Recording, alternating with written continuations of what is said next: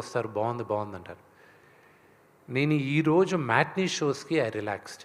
I was like wow, what they are saying is actually true అనేది నమ్మబుద్ధి అయింది. And రాము గారి మెసేజ్, రామ్ గోపాల్ వర్మ గారి మెసేజ్ ఈరోజు మార్నింగ్ పెట్టారు ఆయన.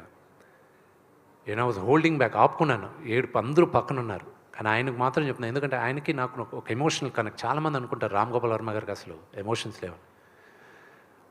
ఆయనంత సెంటిమెంటల్ హ్యూమన్ బీయింగ్ ఎవరు లేరండి.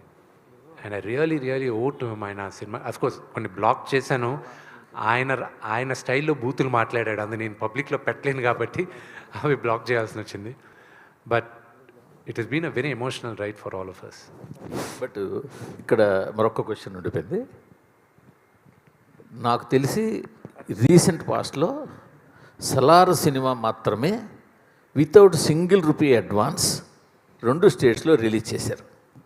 వాళ్ళు ముందు ఒక అడ్వాన్స్ తీసుకున్నా మళ్ళీ వెనక్కి ఇచ్చేసేసి వితౌట్ ఎనీ సింగిల్ రూపీ అడ్వాన్స్తో 2 స్టేట్స్లో రిలీజ్ చేసిన సినిమా సలార్.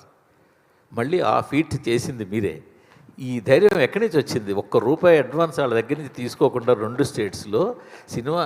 కానీ ఇప్పుడు పైగా నాకు ఇంకో విషయం కూడా తెలిసింది, రిలీజ్కి 3 days బిఫోరే మీ ఫైనాన్షియల్ కమిట్మెంట్స్ క్లియర్ చేశారని. ఈ 2 ఎలా సాధ్యమైందో చెప్పండి sir. That is my last question. Sir, నా పేరు పైన ఉన్న ఆస్తులన్నీ బ్యాంకులో పెట్టి ఫైనాన్స్ చేసుకున్నాం.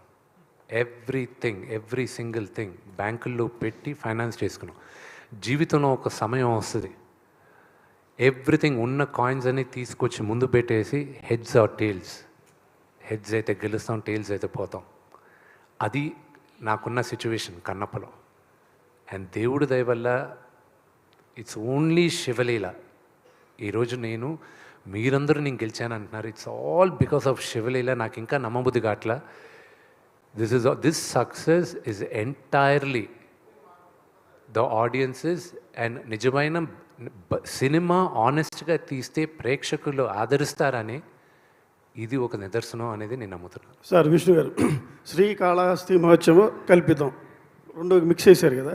అయితే భక్త కన్నప్ప సినిమా చూశాక యాజ్ టీజ్గా తీస్తే ఇది ఆడదు.